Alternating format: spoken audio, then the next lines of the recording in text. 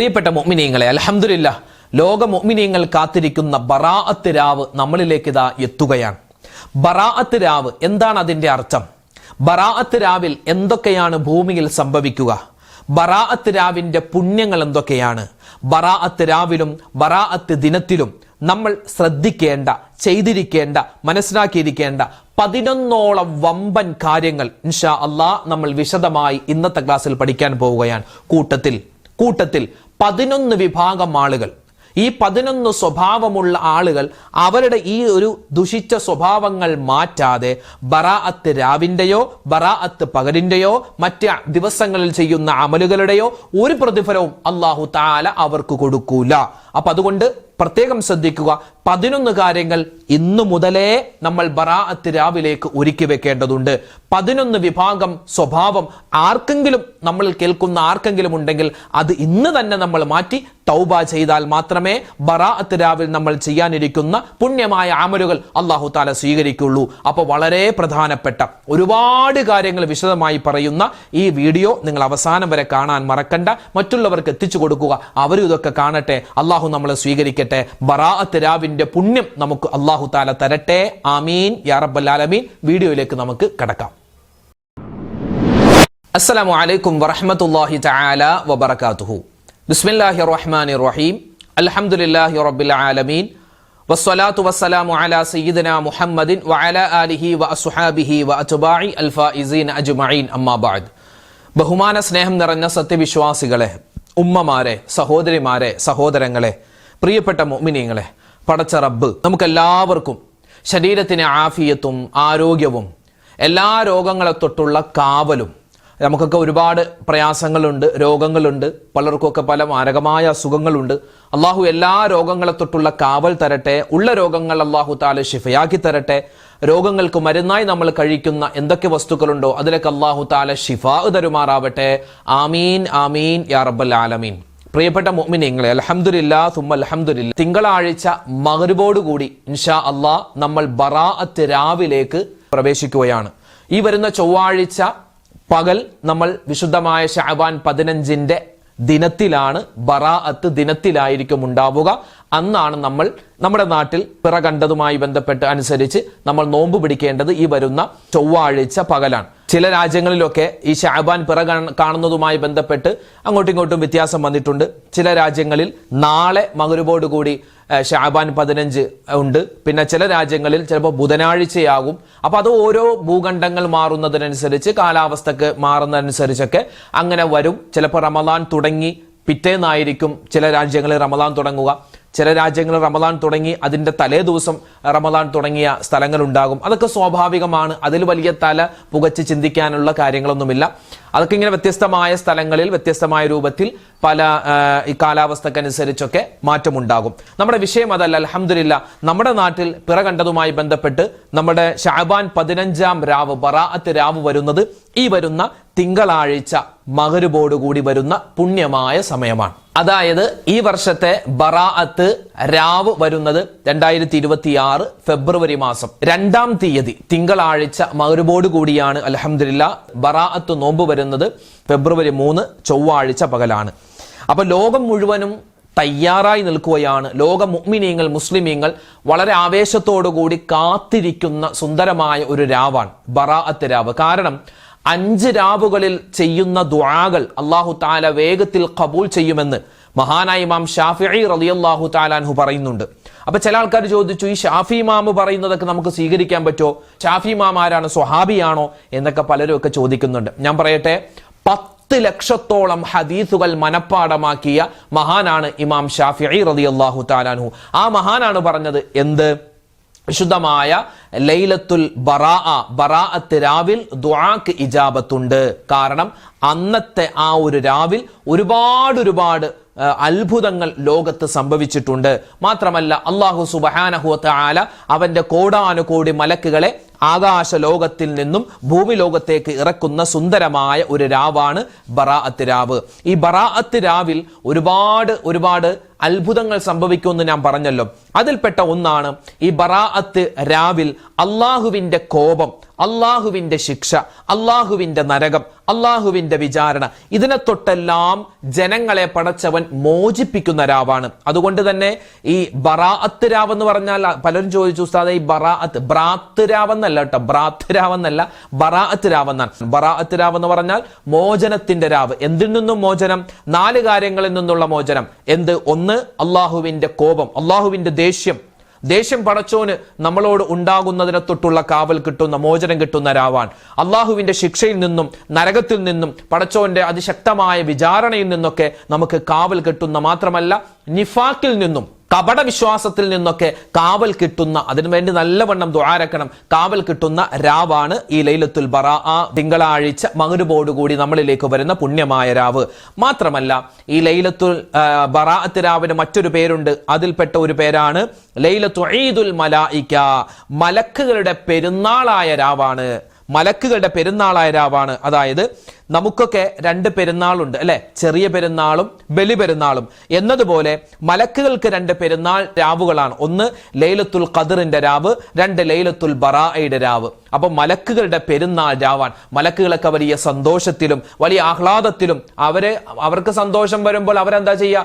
കുറച്ച് ഭക്ഷണം വാങ്ങി കഴിക്കലോ അല്ലെങ്കിൽ എവിടെയെങ്കിലും ട്രിപ്പ് പോകലോ അല്ല. മലക്കുകൾ ചെയ്യുന്ന പരിപാടി എന്ന് പറഞ്ഞാൽ കൂടുതലായി അള്ളാഹുവിനെ ഇബാദത്ത് ചെയ്യുന്നതും, അള്ളാഹുവിനെ ഇബാദത്ത് ചെയ്യുന്ന നല്ല മനുഷ്യരുടെ, നല്ല സ്ത്രീകളുടെ, നല്ല പുരുഷന്മാരുടെ അടുക്കൽ വന്നിട്ട് പറച്ചോനെ ഇവർ ചെയ്യുന്ന ഈ കർമ്മങ്ങളൊക്കെ നീ സ്വീകരിക്കണമെന്ന് നമുക്ക് വേണ്ടി അള്ളാഹുവിലേക്ക് ദുആരക്കലുമാണ് ഈ മലക്കുകളുടെ പെരുന്നാൾ രാവിൽ മലക്കുകൾ ചെയ്യുന്ന ജോലി. അൽഹംദുലില്ലാ. മാത്രമല്ല നമ്മൾ ചെയ്ത അമലുകൾക്ക് വണ്ണമായ പ്രതിഫലം അള്ളാഹുവെ കൊടുക്കണേ എന്ന് മലക്കുകൾ നമുക്ക് വേണ്ടി ദുആരക്കും. മാത്രമല്ല നമ്മൾ ചെയ്തു പോയ അബദ്ധങ്ങൾ, തെറ്റുകൾ അതൊക്കെ നീ വിട്ടുപുറത്ത് മാപ്പ് കൊടുക്കണേ അല്ലാ എന്ന് മലക്കുകൾ നമുക്ക് വേണ്ടി ദുആ ചെയ്യുന്ന സുന്ദരമായ രാവാണ് ബറാഅത്ത് രാവ്. പിന്നെയുമല്ല അള്ളാഹുവെ പടച്ചോനെ ഇന്നാലിന്റെ പെണ്ണ് അവൾ അവിടെ ഈ വീട്ടിലിരുന്നിട്ട് അല്ലെങ്കിൽ ഇന്നാലിന്റെ പുരുഷന് പള്ളിയിൽ ഇരുന്നിട്ട് ചെയ്യുന്ന ദുആ, ആ ദുആയൊക്കെ നീ സ്വീകരിക്കണേ റബ്ബേ എന്ന് മലക്കുകൾ നമുക്ക് വേണ്ടി ദുആരക്കുന്ന, സപ്പോർട്ട് ചെയ്യുന്ന രാവാണ് ബറാഅത്ത് രാവ്. എന്റെ പ്രിയപ്പെട്ട മുഅ്മിനീങ്ങളെ, നമ്മൾ ഈ രാവ് നഷ്ടപ്പെടുത്തിയാൽ നമ്മുടെ ജീവിതത്തിൽ വലിയ ഒരു തീരാ നഷ്ടം തന്നെയാണ്. അതുകൊണ്ട് പ്രിയപ്പെട്ടവരെ, ഇപ്പോഴേ നമ്മൾ മനസ്സിൽ കരുതുക. അല്ലാതെ അറിഞ്ഞില്ല, അയ്യോടോ മറന്നുപോയി, അങ്ങനെ ഒന്നും നമ്മൾ പറയണ്ട. ഇപ്പോഴേ മനസ്സിൽ കരുതുക. ഇന്ന് ശനിയാഴ്ച, നാളെ ഞായർ, പിന്നെ വരുന്ന തിങ്കളാഴ്ച മഗ്‌രിബോടുകൂടിയാണ് ബറാഅത്ത് രാവ് വരുന്നത്. ഉപയോഗപ്പെടുത്താൻ മറന്നു പോവണ്ട.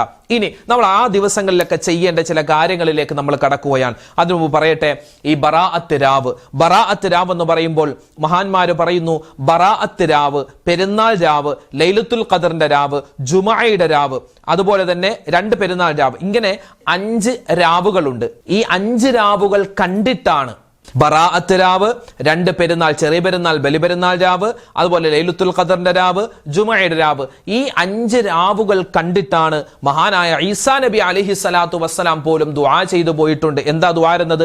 ലൈതനീ മിൻ ഉമ്മത്തി മുഹമ്മദ്. അല്ലാഹുവേ പടച്ചോനെ, ഞാനൊരു പ്രവാചകനാണ്, പക്ഷേ എനിക്ക് അതിനേക്കാളൊക്കെ കൂടുതൽ മനസ്സിന് ഏറ്റവും കൂടുതൽ സന്തോഷം തരുന്ന ഒരു കാര്യമായിരുന്നു എന്ത്? എനിക്ക് ഇനി വരുന്ന പ്രവാചകർ സ്വല്ലല്ലാഹു അലൈഹി വസല്ലമ തങ്ങളുടെ ഒരു ഉമ്മത്തിയായി മാറാൻ പറ്റിയിരുന്നെങ്കിൽ എത്രയോ നന്നായിരുന്നു. അപ്പൊ അങ്ങനെ ദുആരക്കൻ, ഈസാ നബിയാകുന്ന ഒരു പ്രവാചകൻ അങ്ങനെ ദുആരക്കണമെങ്കിൽ നമ്മുടെ ഈ സമുദായത്തിന് അല്ലാഹു തആല കൊടുക്കുന്ന വലിയ വലിയ പ്രതിഫലങ്ങൾ കണ്ടിട്ടാണ് മഹാനവറുകളൊക്കെ അങ്ങനെ ദുആ ചെയ്തത്. ഏത് വലിയ പ്രതിഫലങ്ങൾ, ഏത് വലിയ മഹത്വം! ഈ ബറാഅത്ത് രാവിനെ പോലെ, വെള്ളിയാഴ്ച രാവിനെ പോലെ സുന്ദരമായ വലിയ പ്രതിഫലങ്ങൾ കരസ്ഥമാക്കാൻ പറ്റുന്ന ഈ രാവുകളിൽ നമ്മൾ ഇബാദത്ത് കൊണ്ട് മുഖരിതമാക്കിയാൽ, പ്രത്യേകിച്ച് ഇനി വരുന്ന ബറാഅത്ത് രാവിലേക്ക് നമ്മൾ ഹയാത്താക്കി കഴിഞ്ഞാൽ വജബത്ത് ലഹുൽ ജന്ന എന്നാണ് നമുക്ക് മഹത്തുക്കൾ പഠിപ്പിച്ചു തന്നത്. അതായത് സ്വർഗം നിർബന്ധമായെന്നാണ്. അതുകൊണ്ട് എൻ്റെ പ്രിയപ്പെട്ട സഹോദരിമാരെ, എൻ്റെ സഹോദരങ്ങളെ പ്രത്യേകം ശ്രദ്ധിക്കണം. ഇത്രയധികം മഹത്വങ്ങളുള്ള, ഇത്രയധികം ശ്രേഷ്ഠതകളുള്ള, ഇത്രയധികം പ്രതിഫലങ്ങൾ നമുക്ക് കരസ്ഥമാക്കാൻ പറ്റുന്ന ബറാഅത്ത് രാവ് നമ്മളിലേക്ക് വരുമ്പോൾ എന്തൊക്കെയാണ് നമ്മൾ ചെയ്യേണ്ടത്? ഒന്നാമത്തെ കാര്യം, ഇനി മുതലുള്ള ദിവസങ്ങൾ, ഇന്നിപ്പോ ശനി, ഞായർ, തിങ്കൾ, ഇന്നിപ്പോ എല്ലാവരും സുബഹി നിസ്കരിച്ചിട്ടില്ലേ? ഇന്ന് ശനിയാഴ്ചയാണ്. സുബഹി നിസ്കാരം ഖളാ ആക്കാതെ എല്ലാവരും നിസ്കരിച്ചു കാണുമല്ലോ. അല്ലാഹു തആല സ്വീകരിക്കട്ടെ, പടച്ചവൻ കബൂലാക്കി അനുഗ്രഹിക്കുമാറാവട്ടെ. ആയിക്കോട്ടെ. അപ്പൊ ഇന്നത്തെ സുബഹി, പിന്നെയോ ഇന്നത്തെ ളുഹർ, അസർ, മഗ്രിബ്, ഇശ, പിന്നെ നാളത്തെ 5 വഖത്ത്, പിന്നെ തിങ്കളാഴ്ച ദിവസത്തിലെ, പ്രത്യേകിച്ച് തിങ്കളാഴ്ച മഗ്‌രിബോടുകൂടി നമ്മളിലേക്ക് വരുന്ന ബറാഅത്ത് രാവ്, അന്നത്തെ മഗ്‌രിബ് നിസ്കാരം നമ്മൾ പുരുഷന്മാര് പള്ളിയിൽ തന്നെ പോയി നിസ്കരിക്കാൻ പ്രത്യേകം ശ്രദ്ധിക്കുക. വീട്ടിലുള്ള ഉമ്മമാര്, പുരുഷന്മാര്, നമ്മുടെ വീട്ടിൽ നമ്മുടെ ഭർത്താവ് അല്ലെങ്കിൽ നമ്മുടെ മക്കളൊക്കെ ആൺമക്കൾ ഉണ്ടെങ്കിൽ, ആൺകുട്ടികൾ ഉണ്ടെങ്കിൽ അവരെ നിർബന്ധമായും പള്ളിയിലേക്ക് തന്നെ പറഞ്ഞേക്കുക. അവരവിടെ പോയി തന്നെ നമസ്കരിക്കട്ടെ. മാത്രമല്ല പ്രിയപ്പെട്ടവരെ, ഉമ്മമാര് പ്രത്യേകം ശ്രദ്ധിക്കുക. ഇനിയുള്ള ദിവസങ്ങളിലൊക്കെ നിങ്ങളുടെ നിസ്കാരം അങ്ങോട്ടും ഇങ്ങോട്ടും ഒക്കെ മാറിപ്പോവാതിരിക്കാൻ പ്രത്യേകം ശ്രദ്ധിക്കുക. മാറിപ്പോവാതിരിക്കുക എന്ന് പറഞ്ഞാൽ അസർ നിസ്കാരം നിസ്കരിക്കുന്നത് മഗ്‌രിബിന് തൊട്ട് മുമ്പാവാതിരിക്കാൻ ശ്രദ്ധിക്കുക. അസറിന്റെ സമയത്ത് തന്നെ നിസ്കരിക്കാൻ പ്രത്യേകം ശ്രദ്ധിക്കുക. അതുപോലെ ളുഹർ നമസ്കാരം അസറിനോട് ചേർത്തല്ല, ളുഹറിന്റെ സമയത്ത് തന്നെ നിസ്കരിക്കാൻ ഈ പറയുന്ന ഞാനും നമ്മളെല്ലാവരും പ്രത്യേകം ശ്രദ്ധിക്കേണ്ടതുണ്ട്. കൂട്ടത്തിൽ സുന്നത്തായ നമസ്കാരങ്ങൾ പ്രത്യേകം നമ്മൾ ശ്രദ്ധിച്ച് നിസ്കരിക്കാൻ മറന്നു പോവാൻ പാടില്ല. ഇനിയുള്ള ദിവസങ്ങളിലേക്ക് സൂറത്തു ദുഖാൻ ഈ ശഅബാൻ 1-ാമത്തെ രാവ് മുതൽ നമ്മൾ ഓതുന്നുണ്ട്. എല്ലാ ദിവസവും ഇശാ മഗ്‌രിബിന്റെ ഇടയിൽ ചിലപ്പോൾ നിങ്ങളൊക്കെ ഓതുന്നുണ്ടാകും. ആ സൂറത്തു ദുഖാൻ മുഴുവനായിട്ടും ഓതാൻ പറ്റുന്നവർ എന്ത് ചെയ്യുക, ഇന്നത്തെ മഗ്‌രിബിന് ശേഷം, നാളത്തെ മഗ്‌രിബിന് ശേഷം, പിന്നെ വരുന്ന ബറാഅത്ത് രാവിന്റെ അന്നൊക്കെ നമ്മൾ സൂറത്തു ദുഖാൻ അത് പൂർണ്ണമായും ഓതാൻ പറ്റുന്നവർ അങ്ങനെ ഓതുക. പിന്നെ സൂറത്തുൽ മുൽക്ക്, സൂറത്തു ദഹ്ർ, സൂറത്തുൽ വാഖിഅ, സൂറത്തുർ റഹ്മാൻ, അങ്ങനെ ഖുർആൻ, പരിശുദ്ധമായ ഖുർആന് നമുക്കറിയാവുന്ന സൂറത്ത്, പ്രത്യേകിച്ച് സൂറത്ത് യാസീൻ, അതൊക്കെ നമ്മൾ കൃത്യമായി ഓതാൻ പ്രത്യേകം ശ്രദ്ധിക്കേണ്ടതുണ്ട്. അപ്പൊ സൂറത്ത് യാസീൻ നമ്മൾ ഇൻഷാ അല്ലാഹ് നമ്മൾ ബറാഅത്ത് രാവിന്റെ ആ രാവിലെ നമ്മളൊരു 3 യാസീനൊക്കെ ഓതുന്നുണ്ട് അല്ലെ. പലരൊക്കെ ചോദിച്ചു, ഉസ്താദെ 3 യാസീൻ, ആ 3 യാസീൻ ഓതുന്നതിന്റെ നിയ്യത്ത് എങ്ങനെ വെക്കണം? 3 യാസീനും വ്യത്യസ്തമായ നിയ്യത്തല്ലേ? കൃത്യമായ നിയ്യത്ത് എങ്ങനെയാണ് വെക്കേണ്ടത്? പിന്നെ ഈ യാസീൻ ഓതുന്നതിന്റെ ഇടയിൽ വുളൂ മുറിഞ്ഞു പോയാൽ പിന്നെ വീണ്ടും രണ്ടാമത് വന്ന് ഒതു എടുത്തിട്ട് ആദ്യം തൊട്ട് യാസീൻ ഓതണോ? അങ്ങനെ ചില ആളുകൾക്ക് സംശയമുണ്ട്. പിന്നെ കാണാതെ ഓതണോ, അതോ മൊബൈലിൽ നോക്കി ഓതാവോ, ഖുർആൻ തന്നെ നോക്കി ഓതണോ? അങ്ങനെ സംശയം ചോദിച്ചവരുണ്ട്. പിന്നെ മഗ്‌രിബിന് ശേഷമാണ് ഞങ്ങൾ സാധാരണ ഓതാറുള്ളത്. ഈ മഗ്‌രിബിന് ശേഷം ഓതിയിട്ട് ചിലപ്പോൾ ഈ 3 യാസീനും തീരൂല. മഗ്‌രിബിന് ശേഷം ഓതിയാൽ തീരൂല, ചിലപ്പോൾ ഇശാബാങ്ക് വിളിക്കും. അപ്പൊ ഞങ്ങൾ എന്ത് ചെയ്യും? ഞങ്ങൾ എന്ത് ചെയ്യേണ്ടത്? ഇശാബാങ്ക് വിളിച്ച് ഉടൻ തന്നെ ബാക്കി ഓതണോ, അതോ ഇശായിന്റെ നിസ്കാരം കഴിഞ്ഞിട്ടാണ് ഓതേണ്ടത്? ഇങ്ങനെ ഒരുപാട് ആളുകൾക്ക് സംശയം. പ്രത്യേകിച്ച് തിങ്കളാഴ്ച മഗ്‌രിബിന് ശേഷമാണോ യാസീൻ ഓതേണ്ടത്? ഈ വരുന്ന തിങ്കളാഴ്ച അസറിന് ശേഷമാണോ യാസീൻ ഓതേണ്ടത്? അങ്ങനെ ഒരുപാട് സംശയങ്ങൾ. അതിനൊക്കെ കൃത്യമായ ഉത്തരം, അതായത് നമ്മൾ ഓതുന്ന 3 യാസീൻ, ആ 3 യാസീനുമായി ബന്ധപ്പെട്ടിട്ടുള്ള എല്ലാവിധത്തിലുള്ള സംശയങ്ങൾക്കുള്ള മറുപടിയുമായി നമ്മൾ നാളെ ഇൻഷാ അല്ലാഹ് നമുക്കൊരു വിശദമായ വീഡിയോ പറയാം. ഇന്ന് തൽക്കാലം ആ 3 യാസീനുമായി ബന്ധപ്പെട്ട വിശാലമായ ചർച്ചയിലേക്ക് കിടക്കുന്നില്ല. അപ്പൊ 3 യാസീൻ നമ്മൾ ഓതണമല്ലോ, ആ കാര്യം നമ്മൾ മറന്നു പോവാൻ പാടില്ല. പിന്നെ മറ്റൊരു കാര്യമാണ്, പ്രത്യേകിച്ച് ഈ ബറാഅത്ത് രാവിലും ബറാഅത്തിന്റെ പകലിലൊക്കെ സ്പെഷ്യലായി മഹാന്മാർ നമുക്ക് പഠിപ്പിച്ചു തന്നിട്ടുള്ള ഒരുപാട് ദിക്റുകളുണ്ട്. അതിൽപ്പെട്ട ഒരു ദിക്റാണ് അല്ലാഹുമ്മ ഇന്നക ഹലീമുൻ ദൂ അനാതിൻ ലാ ത്വാഖത ലനാ ഫഅഫു അന്നാ ബിഹിൽമിക യാ അല്ലാഹ് ബിറഹ്മതിക യാ അർഹമർ റഹീമീൻ. ആ ഒരു ദിക്ർ, ഇപ്പൊ നമ്മൾ പറഞ്ഞ ആ ഒരു ദിക്ർ, അത് എത്ര പ്രാവശ്യമാണ് മഹാന്മാര് പറയുന്നു? ആ ഒരു ദിക്ർ 70 വട്ടം പറയണമെന്നാണ്. ബറാഅത്ത് രാവിലും പകലിലുമൊക്കെ. ബറാഅത്ത് രാവിലെ 70 പറയാം. ബറാഅത്തിന്റെ ദിവസം ചൊവ്വാഴ്ച പകൽ നോമ്പായിരിക്കുമല്ലോ, അന്നും നമുക്ക് എന്ത് ചെയ്യാം? അത് 70 വട്ടം പറയാം. ഒരുപാട് പ്രതിഫലമുണ്ട്. എന്താണ് അതിന്റെ അർത്ഥം? അതിന്റെ അർത്ഥം അതെങ്ങനെയാണ് ഓതേണ്ടത്? അതൊരു ദുആയാണ്, അതൊരു ദിക്റാണ്, ഇസ്തിഗ്ഫാറാണ്. ഏത് ഗണത്തിൽ നമുക്ക് പെടുത്താൻ പറ്റും? ബറാഅത്ത് രാവിലും പകലിലും മാത്രമല്ല, ഇന്നേ നമുക്ക് ഓതി തുടങ്ങാം, ഇപ്പോഴേ നമുക്ക് പറഞ്ഞു തുടങ്ങാം. ഒരുപാട് പ്രതിഫലമുണ്ട്. ഏതാണത്? അല്ലാഹുമ്മ ഇന്നക ഹലീമുൻ ദൂ അനാതിൻ ലാ ത്വാഖത ലനാ ഫഅഫു അന്നാ ബിഹിൽമിക യാ അല്ലാഹ് ബിറഹ്മതിക യാ അർഹമർ റഹീമീൻ. അല്ലാഹുവേ, നീ സഹനം നൽകുന്നവനാണ്. പടച്ചവനേ അല്ലാഹുവേ, ഞാൻ ജീവിതത്തിൽ ചെയ്തു പോയ ഒരുപാട് തെറ്റുകളുണ്ട്, അബദ്ധങ്ങളുണ്ട്. അല്ലാഹുവേ, അതെല്ലാം നീ എനിക്ക് സഹനം നൽകി വിട്ടുപുറത്ത് മാപ്പാക്കി തരണേ അല്ലാഹുവേ, നീ റഹ്മത്ത് ചെയ്യുന്നവരിൽ, നീ കരുണ ചെയ്യുന്നവരിൽ ഏറ്റവും വലിയ കരുണ ചെയ്യുന്നവനാണ്. നിന്റെ കരുണ കൊണ്ട് എൻ്റെ എല്ലാ തെറ്റുകളും എൻ്റെ എല്ലാ അബദ്ധങ്ങളും നീ എനിക്ക് മാപ്പ് തരണേ അല്ലാഹുമ്മ ഇന്നക ഹലീമുൻ ദൂ അനാതിൻ ലാ ത്വാഖത ലനാ ഫഅഫു അന്നാ ബിഹിൽമിക യാ അല്ലാഹ് ബിറഹ്മതിക യാ അർഹമർ റഹീമീൻ. ആ ഒരു ദിക്ർ 70 വട്ടം പറയണമെന്നാണ് മഹാന്മാര് പഠിപ്പിച്ചത്. അതുപോലെ തന്നെ മറ്റൊരു ദിക്റുണ്ട്. ഏതാണത്? യാ ഹയ്യു യാ ഖയ്യൂം ബിറഹ്മതിക അസ്തഗീസ്, യാ ഹയ്യു യാ ഖയ്യൂം ബിറഹ്മതിക അസ്തഗീസ്. ആ ഒരു ദിക്ർ 100 വട്ടം പറയണമെന്നാണ് മഹാന്മാര് പഠിപ്പിച്ചത്. യാ ഹയ്യു യാ ഖയ്യൂം ബിറഹ്മതിക അസ്തഗീസ്. എന്നെന്നും ജീവിച്ചിരിക്കുന്നവനായ, എല്ലാത്തിനും കഴിവുള്ളവനായ അല്ലാഹുവേ, നിന്റെ കരുണ കൊണ്ട് ഞാൻ നിന്നോട് സഹായം തേടുകയാണ്. യാ ഹയ്യു യാ ഖയ്യൂം ബിറഹ്മതിക അസ്തഗീസ്. ബറാഅത്ത് രാവിന്റെ എന്നും പകലിന്റെ എന്നും മാത്രമല്ല, ഇന്നു മുതലേ നമുക്ക് പറയാൻ അള്ളാഹുവിന്റെ ഒരു ഇസ്മുണ്ട്, അള്ളാഹുവിന്റെ ഒരു നാമമുണ്ട്, അള്ളാഹുവിന്റെ ഒരു പേരുണ്ട്. ഈ പേരാരൊക്കെ പറയുന്നോ അവരെ എല്ലാവരെയും അള്ളാഹു കൂടുതൽ ഇഷ്ടപ്പെടുന്നതാണ്. മാത്രമല്ല, അവർക്ക് കൂടുതൽ അല്ലാഹു തആല കരുണ ചൊരിയുന്നതാണ്. അള്ളാഹുവിന് അവരോട് കൂടുതൽ മഹബ്ബത്തുണ്ടാകുന്നതാണ്. ഏതാണ് അള്ളാഹുവിന്റെ ആ ഇസ്മ? അത് മറ്റൊന്നുമല്ല, യാ ഹയ്യു യാ ഖയ്യൂം, യാ ഹയ്യു യാ ഖയ്യൂം, യാ ഹയ്യു യാ ഖയ്യൂം. ഇത് നമ്മൾ പ്രത്യേകമായി സ്പെഷ്യലായി പറയണം. അള്ളാഹുവിന്റെ പുണ്യമായ ഇസ്മാൻ ബറാഅത്ത് രാവിലും പകലിലൊക്കെ അധികരിപ്പിച്ചാൽ ഒരുപാട് ശ്രേഷ്ഠതയുണ്ടെന്ന് ഒരുപാട് മഹാന്മാര് എത്രയോ കിതാബുകളിൽ, അല്ലെ, എത്രയോ കിതാബുകളിൽ എത്രയോ മഹാന്മാര്, നമ്മളൊക്കെ മദ്രസയിൽ പഠിച്ചതോ അല്ലെങ്കിൽ ഏതെങ്കിലുമൊക്കെ ആരുടെങ്കിലൊക്കെ പ്രസംഗത്തിൽ കേട്ടതോ മാത്രമല്ല കേട്ടോ. ഒരുപാട് കാര്യങ്ങൾ നമ്മൾ ഇനിയും പഠിക്കാനുണ്ട്, ഒരുപാട് കാര്യങ്ങൾ ഇനിയും പഠിക്കാനുണ്ട്, അല്ലെ. ഒരുപാട് കിതാബുകളിൽ വ്യത്യസ്തമായ അമലുകൾ നമുക്ക് ജീവിതത്തിൽ കൊണ്ടുവരാൻ പറ്റും. നമ്മൾ പറ്റുന്നതൊക്കെ ജീവിതത്തിൽ ചെയ്യുമ്പോൾ ഏതെങ്കിലും അല്ലാഹു തആല സ്വീകരിച്ചാൽ അതും അത് രക്ഷപ്പെടാം. അല്ലാതെ ഞാൻ ഇത് മാത്രമേ ചെയ്യൂ, ഞാൻ ഇത് മാത്രമേ പറയൂ, അങ്ങനെ വാശി പിടിക്കേണ്ട കാര്യമില്ല. നമ്മളെ കൊണ്ട് പറ്റുന്നതെല്ലാം ജീവിതത്തിൽ ചെയ്യുക, അല്ലെ. പറയുന്ന കാര്യങ്ങൾ അത് നല്ലതായിരിക്കുക, പറയുന്ന കാര്യങ്ങൾ അത് ജീവിതത്തിൽ നമുക്ക് ഉപകാരപ്പെടുന്നതായിരിക്കുക. പ്രത്യേകിച്ച് ദിക്റുകൾ പറയുമ്പോൾ ഏതെങ്കിലുമൊക്കെ ദിക്റല്ല, മഹാന്മാര് പഠിപ്പിച്ച. ഇപ്പൊ ഈ ഒരു ദിക്റുണ്ടല്ലോ, യാ ഹയ്യു യാ ഖയ്യൂം എന്ന അത് അള്ളാഹുവിന്റെ ഇസ്മ അടങ്ങിയ പുണ്യമായ ഒരു ദിക്റാണ്. യാ ഹയ്യു യാ ഖയ്യൂം ബിറഹ്മതിക അസ്തഗീസ്. അത് എല്ലാ സമയത്തും പറയാൻ പറ്റുന്നതാണ്. അത് ബറാഅത്ത് രാവിലെ മാത്രം ഒതുക്കേണ്ടതല്ല കേട്ടോ, അതല്ലാത്ത സമയത്തൊക്കെ നമുക്ക് പറയാൻ പറ്റും കേട്ടോ. പിന്നെ മാത്രമല്ല, ഇസ്തിഗ്ഫാർ അധികരിപ്പിക്കുക. അസ്തഗ്ഫിറുല്ലാഹൽ അലീം, അസ്തഗ്ഫിറുല്ലാഹൽ അലീം, അസ്തഗ്ഫിറുല്ലാഹൽ അലീം. അതും 70 വട്ടം പറയൽ നല്ലതാണ്.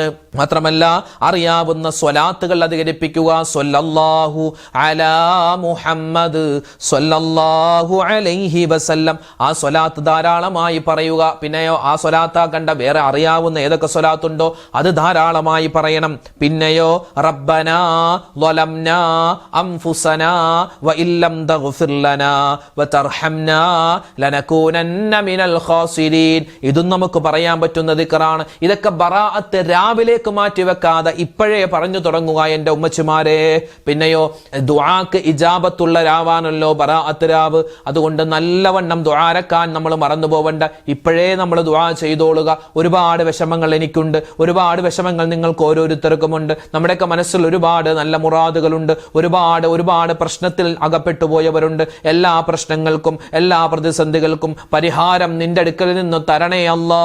അല്ലാഹു ഞങ്ങൾക്ക് അനുയോജ്യമായ നല്ല കാര്യങ്ങൾ അടുപ്പിച്ചു തരണേ അല്ലാ എന്നൊക്കെ പറഞ്ഞ് നല്ലവണ്ണം നമ്മൾ ദുആരക്കുക. മാത്രമല്ല, ഇനിയുള്ള ദിവസങ്ങളിൽ നമ്മൾ പരമാവധി പറ്റുന്ന രൂപത്തിൽ കഴിയുന്നവർക്ക് സ്വതക്ക കൊടുക്കാൻ മറന്നു പോവണ്ട.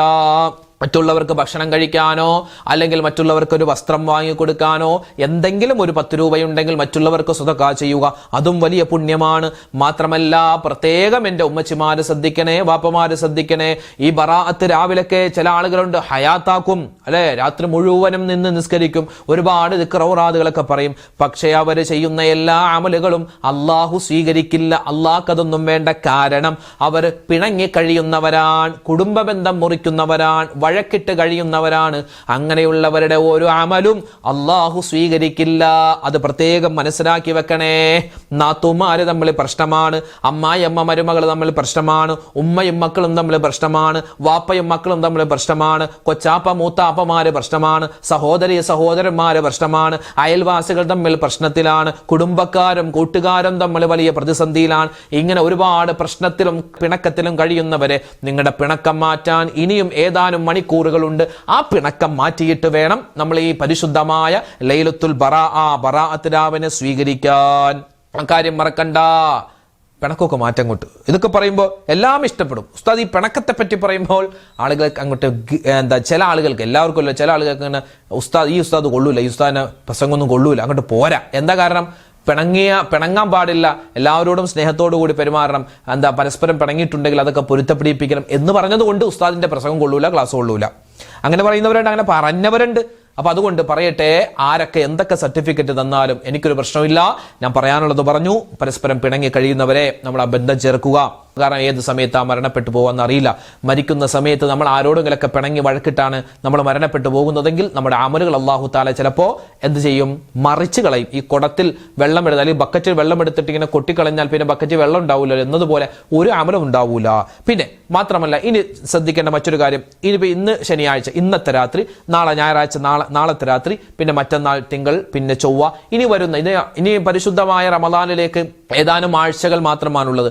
അപ്പൊ ഇൻഷാ അല്ലാഹ് ഇനിയുള്ള രാത്രിയൊക്കെ ഉറങ്ങുന്നതിന് മുമ്പ് വുളു എടുത്തിട്ട് കിടക്കാൻ പ്രത്യേകം ശ്രദ്ധിക്കുക. അതിന് ഒരുപാട് നേട്ടങ്ങൾ നമ്മൾ പറഞ്ഞിട്ടുണ്ട് പല വീഡിയോയിലും, അതൊന്ന് ഓർമ്മപ്പെടുത്തിയതാണ്. മറ്റന്നാൾ തിങ്കളാഴ്ച അല്ലെ, തിങ്കളാഴ്ച ഷാബാൻ 14 അന്ന് നോമ്പ് പിടിക്കാൻ പ്രത്യേകം ശ്രദ്ധിക്കുക. ഇന്ന് നോമ്പുള്ളവരുണ്ട്, നാളെ നോമ്പ് പിടിക്കാൻ കരുതിയിട്ടുള്ളവരുണ്ട്.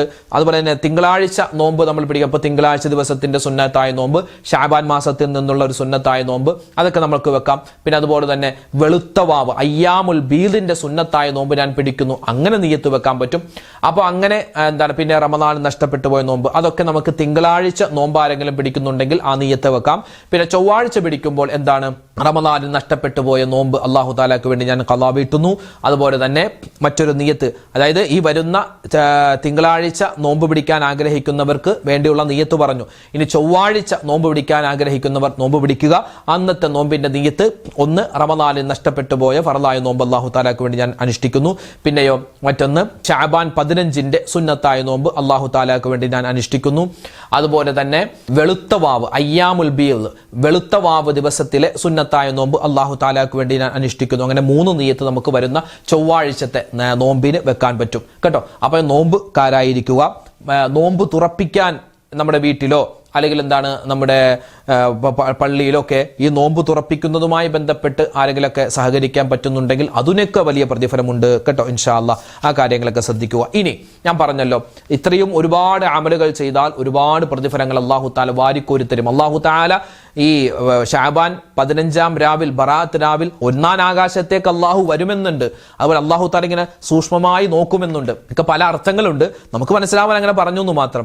എന്നിട്ട് അല്ലാഹു തആല ചോദിക്കുമെന്നാണ്, ആരാണ് എനിക്ക് വേണ്ടി ദ്വാരക്കാനുള്ളത്, എന്നോട് ദ്വാരക്കുന്നത്, അവർക്ക് ഞാൻ ഉത്തരം തരാമെന്നാണ്. അപ്പൊ ആ സമയത്തുള്ള ദ്വായൊക്കെ വളരെ എഫക്റ്റീവായി അല്ലാഹു തആല സ്വീകരിക്കും. പിന്നെ ചെയ്യുന്ന അമലുകളൊക്കെ അല്ലാഹു തആല വേഗത്തിൽ കബൂലാക്കും. അപ്പൊ അന്നത്തെ രാത്രി 3 യാസീൻ ഓതുക, സൂറത്ത് ദുഖാൻ ഓതുക, അറിയാവുന്ന മറ്റു സൂറത്തുകൾ പറയുക, പിന്നെ ചില ദിക്റുകൾ, സ്വലാത്തുകൾ, ഇസ്തിഗ്ഫാർ ഒക്കെ പറഞ്ഞിട്ടുണ്ട്, അതൊക്കെ നിർവഹിക്കുക. അങ്ങനെ പിന്നെ പറ്റുമെങ്കിൽ ബറാഅത്ത് രാവിന്റെ അന്ന് പറ്റുന്നത് പോലെ സുന്നത്തായ നിസ്കാരങ്ങളൊക്കെ നമുക്ക് നിസ്കരിക്കാൻ പറ്റിയാൽ അതിനൊക്കെ വലിയ പുണ്യമുണ്ട്. നല്ലവണ്ണം ദുആരക്കുക.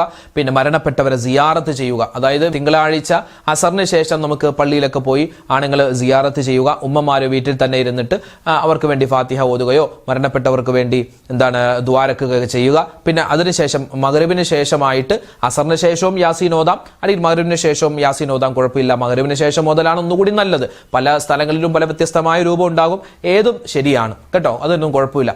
ബറാഅത്ത് രാവിനെ സ്വീകരിക്കാൻ വേണ്ടി നമ്മൾ ഒരുങ്ങിയിരിക്കുന്നവരാണ്. അപ്പൊ നമ്മൾ ഇപ്പോഴേ മനസ്സിലാക്കി വെക്കേണ്ട, ശ്രദ്ധിക്കേണ്ട 11ഓളം കാര്യങ്ങൾ നമ്മൾ പറഞ്ഞു. ഇനി മറ്റൊരു 11 കാര്യം കൂടി നമ്മൾ പറയാൻ പോവുകയാണ്. ഇതെന്താണെന്നറിയോ? ബറാഅത്ത് രാവിലെ ചില ആളുകളുണ്ട്, 11 വിഭാഗം ആളുകൾ, ഇവരുടെ ഒരു അമലും അല്ലാഹു തആല സ്വീകരിക്കില്ല. ഇവർ ഈ ബറാഅത്ത് രാവിൽ ചെയ്യുന്ന കാര്യങ്ങളൊക്കെ വെറുതെ വെള്ളത്തിൽ ആണിയടിക്കുന്നത് പോലെയാണ്. ഏതൊക്കെയാണത്? നബി സല്ലല്ലാഹു അലൈഹി വസല്ലമ തങ്ങളുടെ ഹദീസിൽ കാണാം, റൂഹുൽ ബയാനിലെ ഹദീസിലുണ്ട്, ഇന്നല്ലാഹ യഗ്ഫിറു ലിജമീഇൽ മുസ്ലിമീന ഫീ ദാലിക്കൽ ലൈല. ബറാഅത്ത് രാവിന്റെ അന്ന് അല്ലാഹു തആല എല്ലാ മുസ്ലിമീങ്ങൾക്കും അല്ലാഹു തആല പുറത്തു കൊടുക്കുമെന്നാണ്.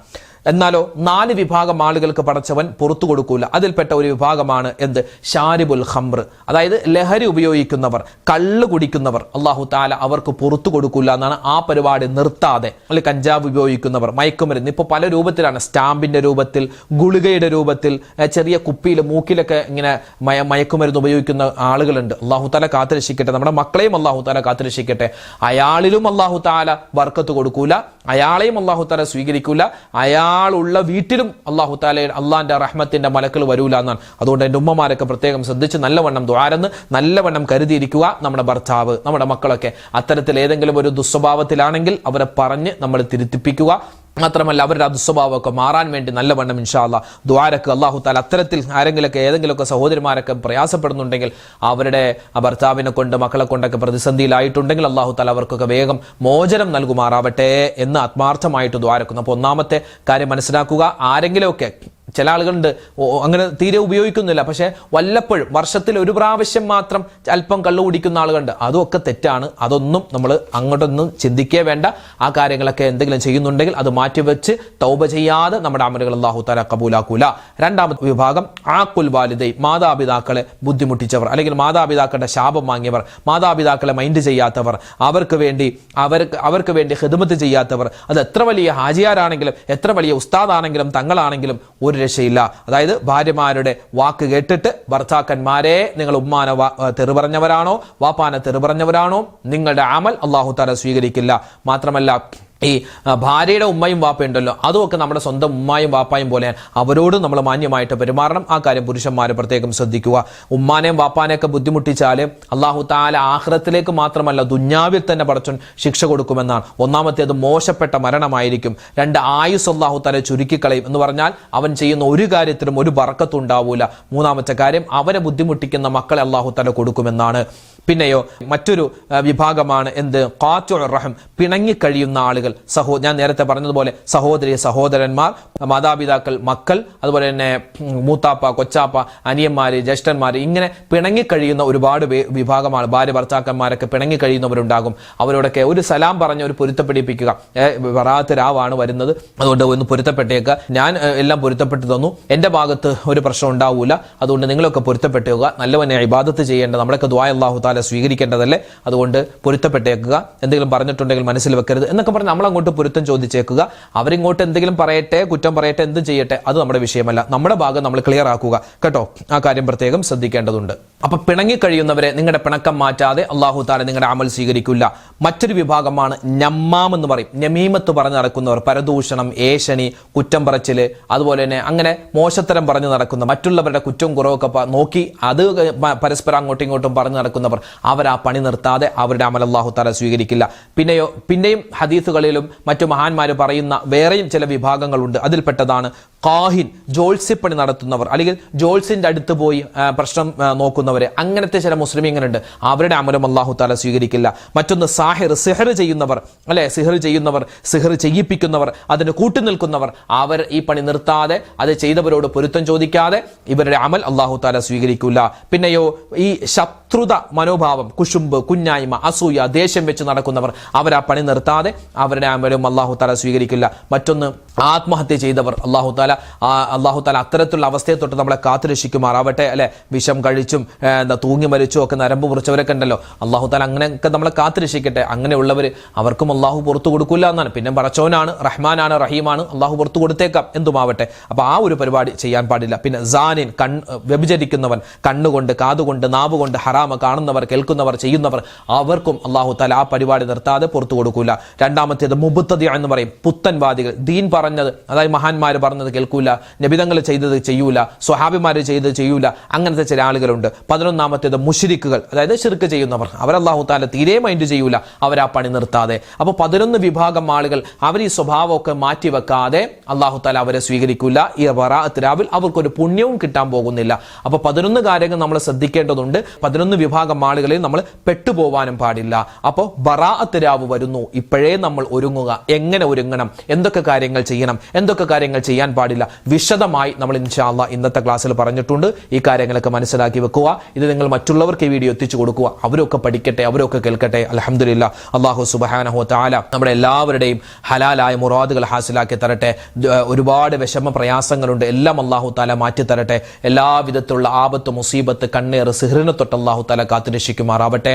ആമീൻ യാ റബ്ബൽ ആലമീൻ. ഇൻഷാ അല്ലാഹ് നാളെ നമുക്ക് മറ്റൊരു വീഡിയോ ആയിട്ട് കാണാം. നാളെ മറ്റൊരു വീഡിയോ എന്ന് പറഞ്ഞാൽ നാളെ യാസീൻ ഓതുന്നതുമായി ബന്ധപ്പെട്ട് ഒരുപാട് പേർക്ക് സംശയമുണ്ട്. വിശദമായി എല്ലാ സംശയങ്ങളും തീർത്തിട്ടുള്ള ഒരു വിശാലമായ വീഡിയോ നാളത്തെ ക്ലാസ്സിൽ ഉണ്ടാകും. എല്ലാവരും അത് കാണാൻ മറന്നു പോവണ്ട കേട്ടോ. അല്ലാഹു തആല ആരൊക്കെ ദുആരക്കാൻ പറഞ്ഞു എല്ലാവരുടെയും എല്ലാ പ്രതിസന്ധികളും മാറ്റി, എല്ലാ വിഷമങ്ങളും മാറ്റി, ഖൈറായ ജീവിതം നമുക്ക് ദുനിയാവിലും നാളെ ആഖിറത്തിലും അല്ലാഹു തരട്ടെ.